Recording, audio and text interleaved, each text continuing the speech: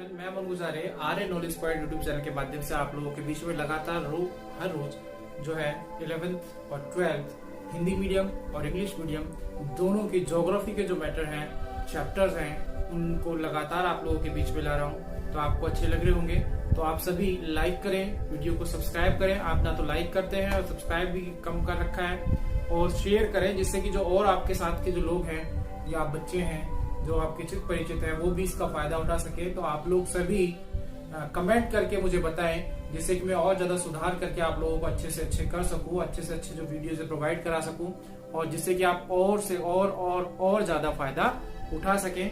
मैं आपका मनोज आर्य, आर्य knowledge point. 8वें lesson में आप पढ़ रहे परिवहन और संचार के बारे में। क्या पढ़ रहे? परिवहन और संचार के बारे में, जिसमें हमने सबसे पहले पढ़ा परिवहन और परिवहन के प्रकार। परिवहन के प्रकार के में हमने देखा तो सबसे पहला स्थल परिवहन में हम पढ़ रहे थे कौन सा? सड़क परिवहन। सड़क परिवहन के बाद हमने पढ़ा रेल परिवहन। रेल परिवहन के बाद जो अगला परिवहन पढ़ा हमने वो पढ़ रहे थे हम जल परिवहन। और आज हम जल परिवहन में हमने सुएज और पनामा नहर को पढ़ा था। किसको पढ़ा था? सुएज और पनामा। सुएज कल बताया था कि मैं रह गया था शायद भूमध्य सागर और लाल सागर। भूमध्य सागर और लाल सागर को जोड़ने के लिए इनको और यहाँ एक रास्ता बनाने के लिए नहर बनाई गई जिसे सुएज नहर बोलते हैं। भूमध्य सागर और लाल सागर। एक थी आपकी पनामा नहर। ये पनामा नहर जो है अटलांटिक महासागर, अटलांटिक और प्रशांत, इन दोनों को बीच में जो है यानी उत्तरी अमेरिका और दक्षिणी अमेरिका, उत्तरी अमेरिका और दक्षिणी अमेरिका के मध्य से इन दोनों महासागरीय क्षेत्रों को जोड़ने के लिए जो नहर बनाई गई उसे हम बोलते हैं पनामा नहर। कौन सी नहर? पनामा नहर। सभी के बारे में, इन दोनों के बारे में हमने कल पढ़ लिया था। हम पढ़ रहे थे फिर आंतरिक समुद्री मार्ग हो गए थे। समुद्री मार्ग में आपने सारे पढ़े। आंतरिक जलमार्गों की बात कर रहे थे हम। किसकी बात कर रहे थे?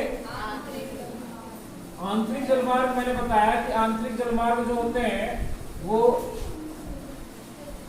जिसमें हमने नहरें पढ़ी दोनों, और अब इसमें हम देखेंगे नदियों के बारे में।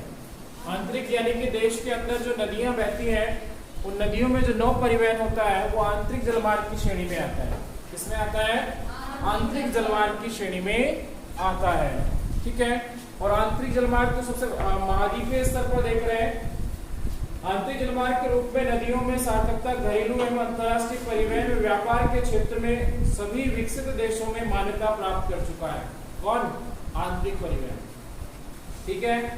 इसमें नदियों में नदी तल स्थिर रखना, बांध बना करके या नियंत्रित प्रवाह जो है किया जाता है, नौगम्यता को बढ़ाया गया है। तो सबसे पहला जो परिवहन यहाँ हम पढ़ते हैं, परिवहन मार्ग पढ़ते हैं, उसका नाम है राइन परिवहन, राइन जलमार्ग। और ये राइन जो है नदी है। क्या है? राइन नदी है। और उस नदी के बारे में, नदी मार्ग के बारे में देखें तो राइन नदी जर्मनी और नीदरलैंड से होकर प्रभावित होती है। कहाँ से? जर्मनी। और जर्मनी आप जानते हैं यूरोप में है, और नीदरलैंड भी कहाँ है? यूरोप में है, यूरोप महाद्वीप में है। कल मैंने विश्व मानचित्र से आपको समझाते हुए बताया था कौन कौन सा महाद्वीप कहाँ अवस्थित है। तो राइन नदी जो है वो यूरोप में बहती है, और यूरोप में जर्मनी और नीदरलैंड के मध्य ये बहती है और यहाँ जलमार्ग उपलब्ध कराती है। ठीक है। और नीदरलैंड में रोटरडम में मुहाने में, स्विट्जरलैंड में बेसल तक और 700 किलोमीटर लंबी नौकायन युक्त, यानी कुल ये 700 किलोमीटर 700 किलोमीटर नौकायन युक्त है। ये नौकायन यानी कि आसानी से इसमें जलपोत चलाए जा सकते हैं। नौकायन योग्य है। कैसी है? नौकायन योग्य है। ठीक है। यह नदी एक संपन्न कोयला क्षेत्र से होकर गुजरती है। संपूर्ण नदी बेसिन विनिर्माण क्षेत्र की दृष्टि से अत्यधिक संपन्न है। विनिर्माण यानी कि उद्योग। राइन नदी इस प्रदेश में डसलडोर्फ, इस प्रदेश में डसलडोर्फ इस नदी पर एक पतन बना हुआ है। बंदरगाह। नदी पर एक पत्थर बना हुआ है जिसका नाम है डसल, ठीक है, डसल डॉग एक पत्थर बना हुआ है। रूर क्षेत्र जो है, रूर के दक्षिण में फैली पट्टी से होकर के भारी वस्तुओं का आवागमन होता है इसी मार्ग से। ये जलमार्ग विश्व में अत्यधिक प्रयोग में लाया जाता है, विश्व में सर्वाधिक प्रयोग में लाया जाता है, विश्व में सर्वाधिक प्रयोग लिया जाता है। कारण है इसका, एक तो यूरोप जो क्षेत्र है उसमें सभी देश विकसित राष्ट्रों की श्रेणी में आते हैं और यहाँ औद्योगिक इकाइयां जो है, फैक्ट्रियां जो है वो ज्यादा लगी हुई हैं। इस कारण यहाँ इनका उपयोग भी जल परिवहन का ज्यादा किया जाता है माल के आवागमन के लिए, ठीक है। Switzerland, Germany, France, Belgium, Netherland के औद्योगिक क्षेत्रों को ये उत्तरी अटलांटिक जो समुद्री मार्ग है उससे जोड़ती भी है। कौन? राइन नदी जलमार्ग। दूसरा आप देखिए डेन्यूब, ये भी यूरोपियन क्षेत्र में बहने वाली नदी है, नाम है डेन्यूब और इसे बोलते हैं डेन्यूब जलमार्ग। क्या बोलते हैं? डेन्यूब जलमार्ग। अब ये डेन्यूब नदी है, यूरोपीय क्षेत्र में बहती है और डेन्यूब नदी ब्लैक फॉरेस्ट से निकलकर अनेक देशों में, कहां से निकलती है? ब्लैक फॉरेस्ट, काला वन या काला जंगल, ब्लैक फॉरेस्ट जगह है वहां से निकलती है, ठीक है। और आगे की ओर ये बहती हुई यूरोपीय क्षेत्रों में आगे की ओर बहती हुई जाती है। ये टारना सेविरिन तक नौकायन योग्य है, निर्यात के लिए भी और इसका उपयोग लिया जाता है। तीसरी जो नदी आपके दी गई है बुक में, वो दी गई है वोल्गा नदी है, इसे नदी जलमार्ग कहा गया। भारतीय नदियों के बारे में पढ़ेंगे, इसमें भारत में जब पढ़ेंगे बुक के दूसरा पार्ट जो आपका है उसमें गंगा नदी, ब्रह्मपुत्र नदी, यमुना नदी, सिंधु नदी या अन्य जो है कावेरी है, दामोदर नहीं कहेंगे, और जो अन्य नदियां हैं, ठीक है। इसमें वोल्गा जलमार्ग ये अत्यधिक संख्या में विकसित जलमार्ग पाए जाते हैं यहाँ पे। इसमें वोल्गा सर्वाधिक महत्वपूर्ण है। ये 11,200 किलोमीटर, कितना? 11,200 किलोमीटर लंबा नौकायन युक्त है, नौकायन किया जा सकता है। लेकिन व्यस्तम कौन सा है? राइन वाला। व्यस्तम कौन सा है? राइन वाला, ठीक है। 11,000 सुविधाएं प्रदान करता है। कैस्पियन सागर में मिल जाती है ये नदी जाकर के आगे, भूमध्य सागर उसके पास में कैस्पियन सागर में जाकर के अपना जल प्रवाहित गिरा देती है।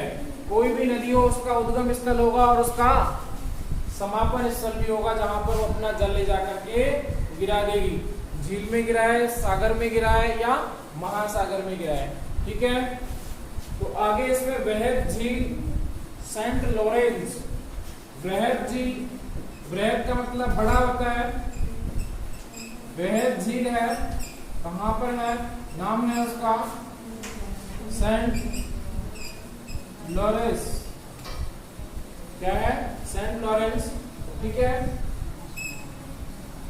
और वह झील प्रदेश जो है उत्तरी अमेरिका में है। कहां पर है? उत्तरी अमेरिका में है, जो वहां पर बहुत सारी झीलें जो है उत्तरी अमेरिकी भाग में, कनाडा वाला जो क्षेत्र है उसमें पाई जाती है। उसमें हम देखें वह झील प्रदेश उत्तरी अमेरिका में वह झील सुपीरियर है। अब इसमें कौन कौन सी? सुपीरियर है, यूरन है, इरी है, ओंटारियो है। सुपीरियर है, इरी है, ओंटारियो है।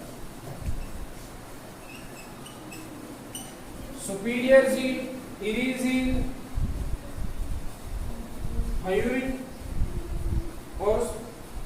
हयूरिन और ये 4-5 झीलें हैं यहाँ जो बड़ी हैं। ये प्रमुख झीलें हैं। इसी क्षेत्र को महान झील प्रदेश के नाम से भी जाना जाता है। महान झील प्रदेश, एक तो औद्योगिक राष्ट्र उत्तरी अमेरिका, औद्योगिक रूप से विकसित क्षेत्र, और उसमें विकसित होने के साथ साथ यहाँ पर क्या, यहाँ पर झीलें जो वहाँ के औद्योगिक इकाइयां उनको पानी उपलब्ध कराती हैं, कोयला और अन्य खनिज उपलब्ध कराती हैं। ठीक है, जिसके कारण इसका जो वैश्विक महत्व है या महाद्वीपीय महत्व है वो और ज्यादा बढ़ जाता है। ये वह झीलें जो है सेंट लॉरेंस नदी और एस्चुरी वह झीलों के साथ साथ अमेरिका के उत्तरी भाग में विशिष्ट वाणिज्य जलमार्गों का निर्माण भी करती हैं। झीलों से होकर के एक जगह से दूसरी जगह जो है परिवहन आसानी से बिना किसी लागत के किया जा सकता है। तो यहाँ एक सू नहर, वेलेंट नहर आदि कुछ नहरें भी निकाली गई हैं नदियों से। इस मार्ग पर स्थित है डुलुथ और बुफेलो। डुलुथ और बुफेलो सभी आधुनिक सामुद्रिक पतन सुविधाओं से युक्त है। डुलुथ मैंने आपको पहले भी बताया था, डुलुथ और बफेलो का नाम पहले भी आया था।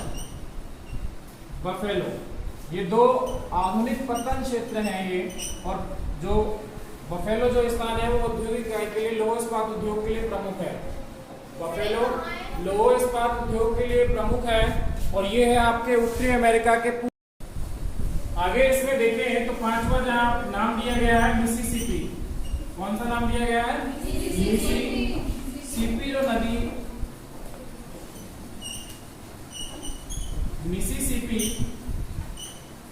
मिसिसिपी है यहाँ पर।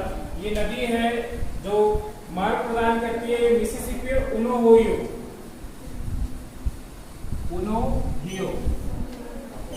क्षेत्र को जोड़ता है। ये जलमार्ग ज्यादा इतना इसका महत्व नहीं है, फिर भी मिसिसिपी नदी का एक बड़ा महत्व है। ये सेंट्रल अमेरिका में बहने वाली नदी है, ठीक है, जो जलमार्ग के लिए उपयोग में ली जाती है। इसमें लंबे स्टीमर चलते हैं। स्टीमर क्या होते हैं? मशीनीकृत नौकाएं होती हैं। क्या होती हैं? जो छोटे होते हैं, बड़े जहाजों से छोटे होते हैं, स्टीमर बोलते हैं उन्हें। क्या बोलते हैं? स्टीमर बोलते हैं। यहां तक आपका हो जाता है जल परिवहन खत्म। वायु परिवहन की बात करें, वायु परिवहन सबसे तीव्रतम कैसा है? तीव्रतम है, महंगा है। लंबी दूरियों को कम समय में तय करने के लिए वायु परिवहन का उपयोग लिया जाता है। इसमें अधिक पूंजी की आवश्यकता होती है, उन्नत तकनीकी की आवश्यकता, जिसे हम प्रौद्योगिकी कहते हैं, मशीनरी कहते हैं, औद्योगिक या उन्नत ज्ञान की आवश्यकता होती है, तभी जाकर के ये वायुयानों का निर्माण किया जाता है।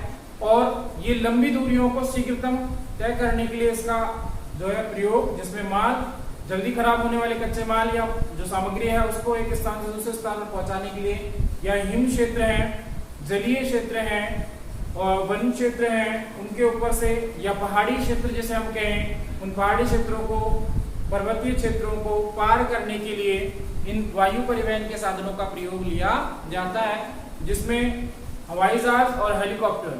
हेलीकॉप्टर जो है नजदीकी जो पहाड़ी और दुर्गम जो वन क्षेत्र जो होते हैं उनमें सामग्री को आदान प्रदान यानी कि पहुंचाने के लिए, परिवहन करने के लिए, या छोटी यात्राएं जो हमें आसानी से करने के लिए जिनमें लंबा समय लग जाता है, उसके लिए हेलीकॉप्टर्स का प्रयोग किया जाता है। हमारे उत्तर भारत में हिमालय में कौन कौन ज्वाला माता है, कांगड़ा माता है, जम्मू में कटरा वाली माता है। तो ये सब क्या है, वहां से आप हेलीकॉप्टर में भी जा सकते हैं। ठीक है, हेलीकॉप्टर बुक कीजिए, नीचे तलहटी से आपको मिल जाएगा और सीधा उतारेगा, वहीं ले जाके चढ़ने की प्रॉब्लम ही खत्म।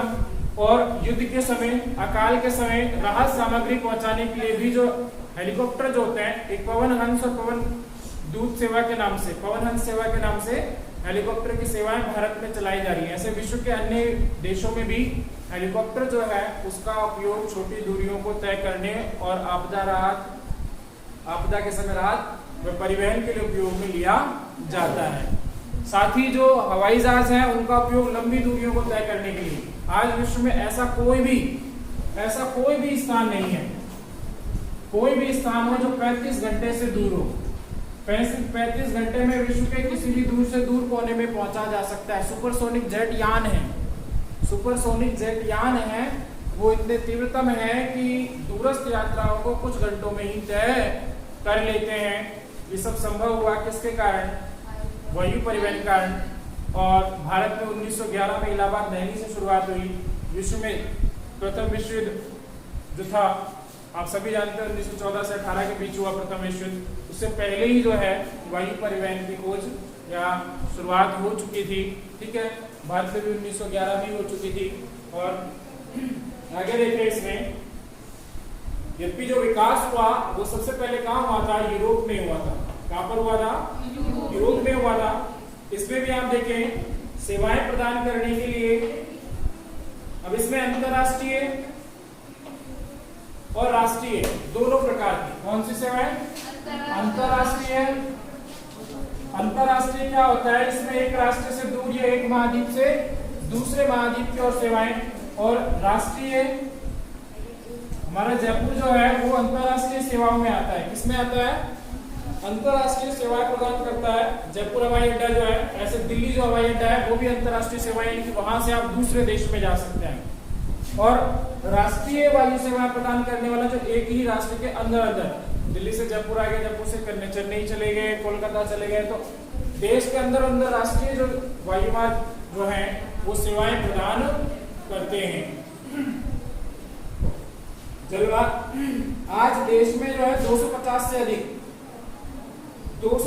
से अधिक वाणिज्य एयरलाइंस विश्व स्तर पर कार्य कर रही हैं। कितनी? 250 से अधिक वाणिज्य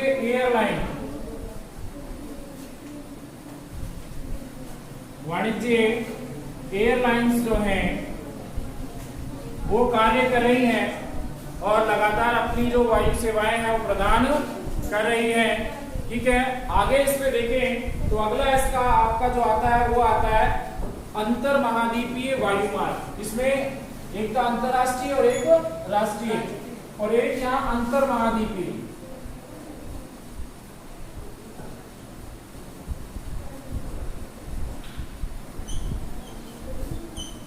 अंतर महाद्वीपीय में क्या होता है? एक महाद्वीप से दूसरे महाद्वीप के मध्य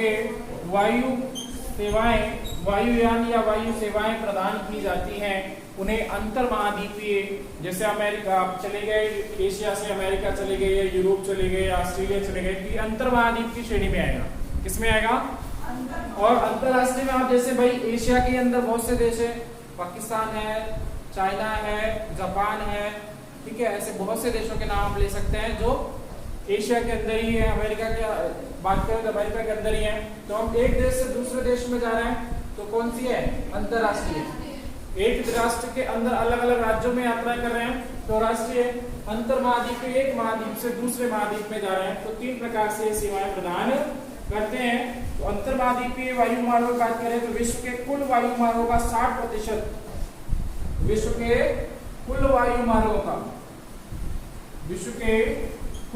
मार्ग जो है उनका 60% उपयोग जो है वो कौन करता है? यूएसए करता है। संयुक्त राज्य अमेरिका जो है इनका उपयोग करता है। New York, London, Paris, Chicago, New York,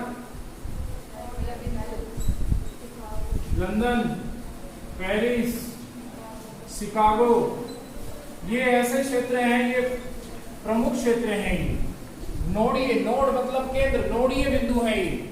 ये क्या है? नोडीय बिंदु, केंद्रीय बिंदु है वायु परिवहन के उत्तर यूएसए में, संयुक्त राज्य अमेरिका में, जहां से वायु सेवाएं प्रदान की जाती हैं। ठीक है, अंडरलाइन करते चलेंगे। इसके बाद देखिए अफ्रीका में, अफ्रीका है, रूस है, एशियाई देश है, ऐसे बहुत से देश है जहां पर ये वायु सेवाएं प्रदान या पूरे विश्व भर में वायु सेवाओं का जाल फैला हुआ है। आगे आता है पाइपलाइन। क्या आता है? पाइपलाइन। आप सभी जानते हैं वर्तमान में पाइपलाइन परिवहन का उपयोग बड़े स्तर पर किया जा रहा है। पाइपलाइनों के माध्यम से जो है पेट्रोलियम पदार्थ है, गैसीय पदार्थ है, लिक्विड पेट्रोलियम गैस जो है, या पानी जो है, और कुछ देशों में दूध भी जो है बड़े बड़े फार्म हाउसों से, इंडस्ट्री जो है, फैक्ट्रियां जो है, उन तक पहुंचाया जाता है। ठीक है, तो दूध का परिवहन भी, यहाँ तक कि खासकर जो लिक्विड जो खनिज होते हैं, यानी खनिज जो होते हैं उनको लिक्विड फॉर्म में करके, पिघला करके एक जगह से दूसरी जगह क्या किया जाता है? परिवहन किया जाता है। ठीक है, इसमें एक बार लागत लगाने की आवश्यकता है, ज्यादा से ज्यादा बार बार इसको देखने की आवश्यकता नहीं पड़ती। न्यूजीलैंड में फार्मों से फैक्ट्रियों तक जो है वो दूध का परिवहन किया जाता है, क्योंकि न्यूजीलैंड और यूरोपियन और अमेरिकन जो देश हैं उनमें बड़े बड़े स्तर पर डेयरी फार्मिंग होती है। क्या होती है? डेयरी फार्मिंग, जिसमें सैकड़ों की मात्रा में जो है पशु पाले जाते हैं और इन पशुओं का दूध जो है मशीनों के द्वारा ही निकाला जाता है। उन्नत किस्म और अधिक दूध देने वाले पशु पाले जाते हैं और फिर उन दूध को बड़ी मात्रा में इकट्ठा जब होता है तो पाइपलाइन के माध्यम से फैक्ट्रियों तक पहुंचाया जाता है, जिसमें न्यूजीलैंड की हम बात कर रहे हैं। किसकी बात कर रहे हैं? न्यूजीलैंड की हम बात कर रहे हैं। ठीक है,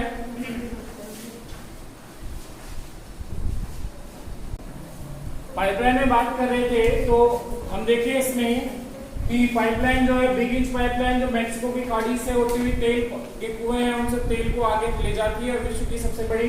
तो इसमें आप देखें ईरान से भारत के बीच, ईरान तेल खनन का या सऊदी अरब जो क्षेत्र है, ईरान इराक वाला क्षेत्र, वहां से तेल खनन ज्यादा होता है। तो वहां से ईरान से वाया भारत तेल लाने के लिए एक पाइपलाइन डाली गई है जो वाया पाकिस्तान होते हुए गैस जो है ये पाइपलाइन जो है गैस और तेल के लिए विश्व की सबसे सर्वाधिक लंबी पाइपलाइन के रूप में जानी जाएगी। तो ऐसे विश्व में और भी बहुत से तेल या प्राकृतिक गैस या अन्य तरल पदार्थों को पहुंचाने के लिए गैस पाइपलाइनें, तेल पाइपलाइनें बनाई गई हैं जो परिवहन कर रही हैं लगातार। ठीक है, इसमें अगला जो टॉपिक आता है वो आता है आपका संचार। क्या आता है? संचार। और आप सभी जानते हैं संचार क्या होता है? सूचना व संदेशों को एक स्थान से दूसरे स्थान पर पहुंचाना जो होता है वो संचार होता है। फिर संचार के साधन होते हैं। क्या होते हैं? संचार की बात करें, संचार होता है जिसमें सूचनाओं का आदान प्रदान होता है। सूचनाओं का आदान प्रदान जो है वो किया जाता है और ये भी संचार कहलाता है, जिसमें सूचनाओं का आदान प्रदान होता है। और सूचनाओं के आदान प्रदान में जो साधन उपयुक्त में आते हैं उसमें हम देखें डाक, तार, टेलीफोन, मोबाइल, इंटरनेट ने बहुत सारे जो प्लेटफॉर्म है वो तैयार कर दिए जिनसे हम सूचनाओं का ईमेल के माध्यम से, मेल जो हम कहते हैं ईमेल के माध्यम से, और बहुत सारी सुविधाएं जो है संचार के माध्यम से संपन्न हो रही हैं या पूर्ति हो रही है। आज ई कॉमर्स का जमाना है, ई शिक्षा का जमाना है। आप लोग घर बैठे बैठे ऑनलाइन क्लासेस ले रहे हैं, घर बैठे बैठे ऑनलाइन शॉपिंग कर रहे हैं, घर बैठे बैठे जोमेटो व स्विगी से खाना मंगा रहे हैं। ठीक है, यहाँ तक कि बढ़िया बढ़िया कपड़े मंगाने हो तो ऑनलाइन जाओ और देखोगे ये बढ़िया वाला सूट और ये बढ़िया वाला टॉप और ये जींस फलाना ठिकाना है, और फिर ये टिक और ऑर्डर, एड्रेस डाला, मोबाइल नंबर डाला, ऑनलाइन सारी चीजें आपके घर पे उपलब्ध हो रही हैं। ई कॉमर्स में ई व्यापार भी हो रहा है। घर बैठे बैठे आप अपने माल को बड़ी मात्रा में क्वालिटी देख करके या उसको ऑनलाइन चेक करके के मंगा सकते हैं। भुगतान की जब सब सुविधाएं जो है, भुगतान की सुविधाएं आज किसी भी शॉप पर जाइए, पेटीएम करो, QR कोड स्कैन डालो और अपना पेमेंट हो गया।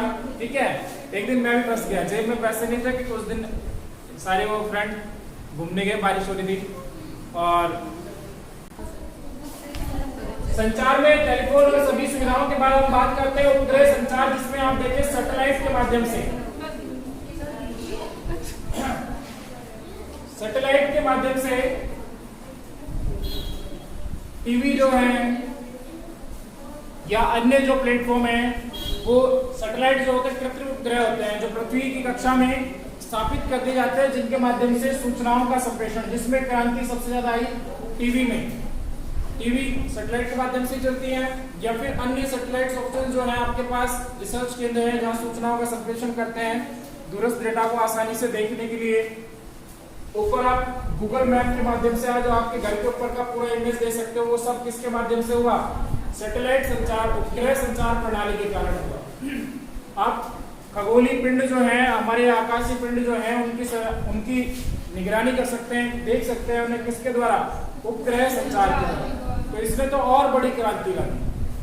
ठीक है, आर्यभट्ट सबसे पहला गया था। आज इंटरनेट पृथ्वी पर सबसे विद्युतीय जाल में जो 100 से अधिक देशों में लगभग 1000 करोड़ लोगों को जोड़ चुका है। 1000, अब तो और ज्यादा हो गया है। हर किसी के जेब में मोबाइल है। ठीक है, बहुत सारे लोग। अब सैटेलाइट से सीधे सैटेलाइट, आप गूगल मैप पे जाइए और ऑप्शन आइए सैटेलाइट मैप, तो मैप अच्छा वाला आएगा, ग्रीन ग्रीन दिखेगा, जहाँ ग्रीन है वहाँ ग्रीन, जहाँ सड़क है वहाँ सड़क। तो सैटेलाइट मैप पे डालेंगे तो आपको उसकी इमेज जो है और क्लियर दिखने लगेगी मैप। ठीक है, ये सब किससे संभव पाया? उपग्रह संचार प्रणाली के द्वारा ये संभव हो पाया। टेलीविजन में सबसे ज्यादा क्रांति आई 1970 में। संयुक्त राज्य अमेरिका और पूर्वी सोवियत संघ ने अंतरिक्ष विज्ञान में जो है अग्रणी शोध किए। 1970 के बाद तो फिर लगातार क्रांति होती रही, और भारत में भी 1970 के बाद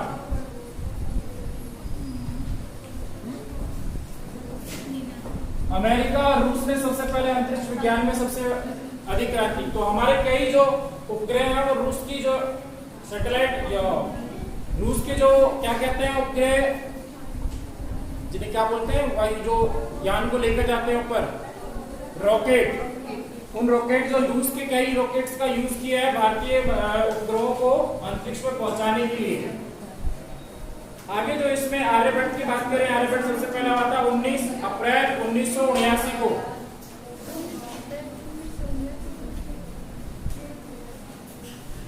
19 अप्रैल 1979 को आर्यभट्ट नामक उपग्रह छोड़ा गया। उसके बाद तो फिर आप पूरे टेबल देखेंगे, प्रैक्टिकल की बुक है आपकी, उसमें पूरा एक पन्ना भरा हुआ, जिसमें आपके बहुत सारे उपग्रह जो हैं उनके नाम आप देख सकते हैं। अब तो मंगल की कक्षा में, सूर्य की कक्षा में, चंद्रमा की गणना के लिए पता नहीं कौन कौन से। लास्ट जो पॉइंट आता है इसमें आता है cyber space. Cyber space, cyber space कह लो या साइबर इंटरनेट कह लो, साइबर स्पेस इंटरनेट ही है ये। स्पेस का मतलब होता है अंतरिक्ष। साइबर स्पेस इंटरनेट की बात की गई। आज देखिए वर्तमान में हर जगह ऐसा कोई जगह नहीं है जहां पर इंटरनेट सुविधा उपलब्ध ना हो। आप किसी ना किसी तरीके से कहीं ना कहीं इंटरनेट से जुड़े हुए, वैश्विक ग्राम की स्थिति बना दी है। जैसे देश के सभी जो क्षेत्र हैं वो आपस में एक दूसरे से इंटरनेट सुविधा के माध्यम से जुड़ गए। आप घर बैठे बैठे online video calling, message, email, हर माध्यम से जो है, तो इसको कहा गया साइबर स्पेस इंटरनेट। इसमें हम देखें साइबर स्पेस इंटरनेट विद्युत द्वारा कंप्यूटरीकृत स्पेस का संसार है। ये world wide web www world wide web, जिसमें कंप्यूटर पढ़ा होगा आपने, जो साइट जब चलती है तो सबसे पहले www आता है, ठीक है, साइट, और फिर ऑब्लिक करके http, तो वो एड्रेस पूरा वेबसाइट का होता है। तो वर्ल्ड वाइड वेब इसका फुल फॉर्म होता है। सरल शब्दों में ये भेजने और प्राप्त करने वाले शारीरिक संचरण के बिना कंप्यूटर पर सूचनाओं के प्रेषण और प्राप्ति की विद्युत अंकीय दुनिया है। इसे इंटरनेट के नाम से जाना जाता है। जो साइबर स्पेस हर जगह विद्यमान है, जहाजों में ले लो, घर में ले लो, मोबाइल पे, आपकी दुकान पे बैठे हो, घर पे बैठे हो, छत पे बैठे हो, बाथरूम बैठे हो, या पता नहीं पेड़ पे बैठे हो, हर जगह आपको ऐसा स्पेस जहां पर इंटरनेट आपको सुविधा उपलब्ध हो जाती है, तो ये साइबर स्पेस इंटरनेट कहा जाता है। ये कंप्यूटरीकृत संचार है का साधन है। स्पेस का मतलब होता है अंतरिक्ष। जैसे अंतरिक्ष में बहुत बड़ा है, बहुत सी चीजें हैं, वैसे ही साइबर स्पेस इंटरनेट में आपके बहुत कुछ है।